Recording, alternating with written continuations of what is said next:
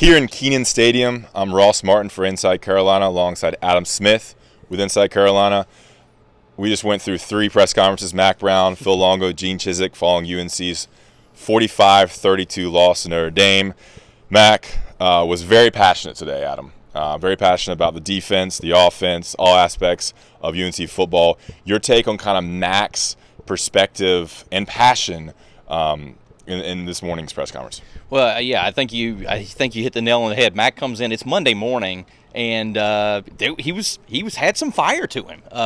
He got an unsportsmanlike conduct penalty during the game here on Saturday, and he sort of had some more of that passion oozing out of him this morning as he's just talking to a group of reporters when you could just be pretty calm, cool, and collected. But I think that was sort of what he wanted us as the media and the UNC fan base maybe to hear is the way he's feeling about things and the passion that he has about things. And he said, I think this can be a good team. And I think that's why he was sort of breathing that fire a little bit. Yeah, and he talked about the run defense, the need to, you can't beat any team if you don't stop the run, and also the run offense. UNC struggled running the ball 66 yards against a really good Notre Dame defensive line. Phil Longo obviously is aware that they didn't run the ball well. They need to do better on first down and second down. Your take on the running back room and Phil Longo's press conference, as we may see a little shift in how the rotation goes for that position group.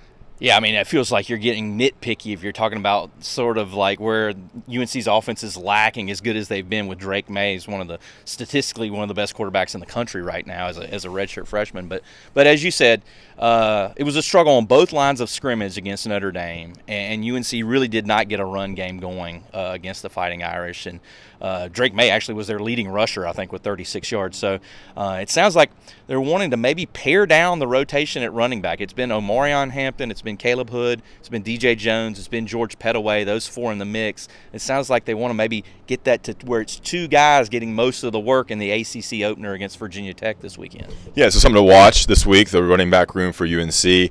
But back to the defense and our time with Gene Chizik. A couple smiles across his face, kind of understanding that this defense is not good.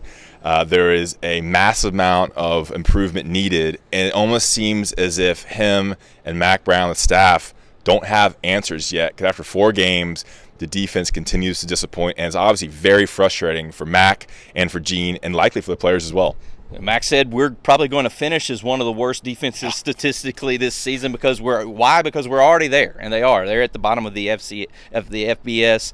123 out of 131 teams in total defense. But you talked about Gene Chizik's expression and things. I mean, it's like, I guess it's a knowing smile, isn't it? Like, yeah, he's aware of what he's up against and the whole laundry list of issues. Earlier in the season, we felt like the secondary was confused and sort of letting Carolina down, and then against Notre Dame, you felt like the front got manhandled and sort of plowed as Notre Dame just went straight ahead with it. So I'm not sure how much you can fix in season. Yeah. I guess we're about to find out with UNC's defense. Kind of back to the drawing board again, another week. I feel like I've written that. Again, yeah. Exactly.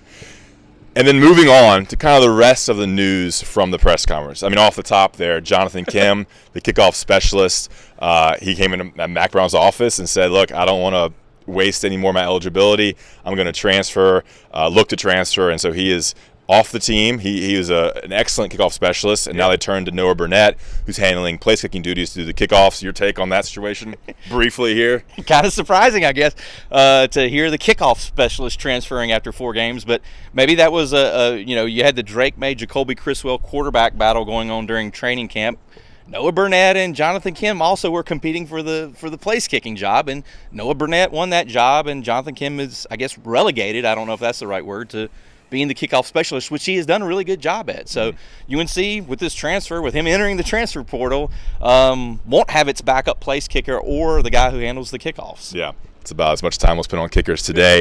I thought another interesting point was just like a cool note. Phil Longo talked about how Mack Brown's very aggressive about going for it and going for it on 4th down, and he'll tell him after the second play, after the second down, that this might be a situation where we go for on fourth. Right. So it changes how he handles his play calling for third down and even maybe before second down. That's kind of a cool thing that kind of when they're in the no man's zone or when they're really close, this is a situation where fourth down, we're going for it. Yeah, put a bug in his ear, I guess. Like, if you think about it, I was thinking about it as he said that, the UNC's first possession of the Notre Dame game, they scored a touchdown on 4th and goal from the 3. They had gotten to the 1, then they got knocked back on second down, I think it was, and I wonder if Mack was, patching it into Phil there, like, hey, this might be 4-down territory. But I thought that was super interesting, just the nuts and bolts, the nuances of what the offensive coordinator might be hearing in his ear from the head coach in relation to going for it on 4th down. Yeah, and more Drake May just being dominant, but I think what's interesting, 5 touchdowns, 300-plus yards? 301 yards, yeah. 5 touchdowns. But the interesting note there, he played well. He wasn't as efficient from a completion percentage perspective, but bringing back Antoine Green and Josh Downs. Josh Downs scored 2 touchdowns. Antoine Green scored 2 touchdowns. But Antoine Green really opened it up from a deep play passing perspective, which kind of skewed the yards because 2 of his plays went for 80. There was the 80-yard touchdown, a 64-yard touchdown. Yep. So it's 144 yards on 2 catches right there. So you take those out, and it wasn't as efficient. But what did you see from Josh Downs, Antoine Green that kind of changes the offense? Well, they are Carolina's 2 best receivers, and they were back. And like Phil Longo was talking about it with us today. They were interested to see how many snaps they could even play. Mm-hmm. And Phil said that he was hoping to get 30 out of both guys. Josh Downs, who he has called a machine before, ended up playing 60-some snaps, I believe it was. And Antoine Green played 30. And so that means Kobe Paysour, J.J. Jones, Gavin Blackwell, the guys that had filled in their absence are playing less. But, I think they can only get better there at wideout with these 2 guys back. Josh Downs is an All-American. The Josh Downs catch in the corner on the first touchdown was unbelievable. And they don't have a player that can do that. And he scored on the other side of the end zone with a little quick pass play. Green opens it up, and Drake aired it out a little bit more and connected. And Green had a couple drops too, but you can see a little bit more deep passes. And we know that Antoine Green can run, and that's going to help take the top off the defense, as they say. All right, let's get into defense. Do you want to? It's just hard to even talk about it because we don't know. They don't tell us what the major issue is other than recruiting. As Mack said on Saturday night, kind of definitely an excuse there that Notre Dame has all the talent, all the recruits. Well, Mack Brown, you've been recruiting really well. There's 4 and 5 stars all across the line. I kind of asked him that. And so I think it's just every week, have they gotten better? Have they improved? And how they improve? Are you asking me? Yeah, I don't know. No, Mack said today, obviously defense is a huge topic today, as it should be. Yeah. Mack said today I could give you 5 different reasons, and they'd all sound like excuses. Yeah. And he actually said, too, there's an issue. We're having issues on every defensive play, whether it's somebody in the wrong gap, or he said sticking his head in the wrong hole. That seems like the issue. It's one player not doing his job. That's that's what they tell us. And that's big coach speak. And look, that's probably one person makes an issue. A mistake, he leaks out, the hole's open, the gap's open, pass play is open. So that's the big thing. And it's how do you fix it? Why is that still happening? Why is that lack of consistency there? I asked Mack that as well. So it's just stop making mistakes, stop messing up. And that goes back to practice, development, spring, preseason. Yeah, I don't know. I think that, I'm not to make excuses, but I think if you look at the schedule, they're playing Virginia Tech next and then Miami, and those teams haven't been convincing at all. Miami just got beaten at home by Middle Tennessee, and Virginia Tech got wailed on by West Virginia on Thursday night on ESPN. Maybe they offer, maybe they give you an opportunity to get better there. Yeah. The outlook with what remains on the schedule is the fact that maybe UNC's not good, but maybe the rest of the ACC is not good. I agree. So, it's Virginia Tech is winnable, Miami's winnable, then Duke is winnable. So there's a lot of winnable games left on the schedule. That's the positivity they're preaching. They have the players. They think they have the talent. They think it's a matter of going out and winning a couple games. But another thing, they're 3-1.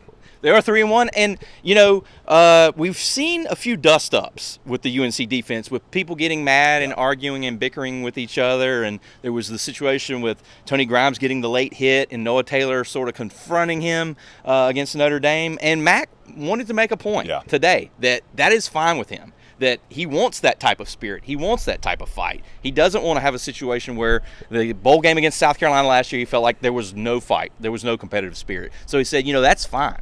Brothers fight. Brothers argue. Yeah, and that's a player-led team. He wants that. He'd rather have that fire than not have it. Right. And a good thing about the fan base, you'd rather have a fan base that cares and that is mad than have a fan base that's apathetic.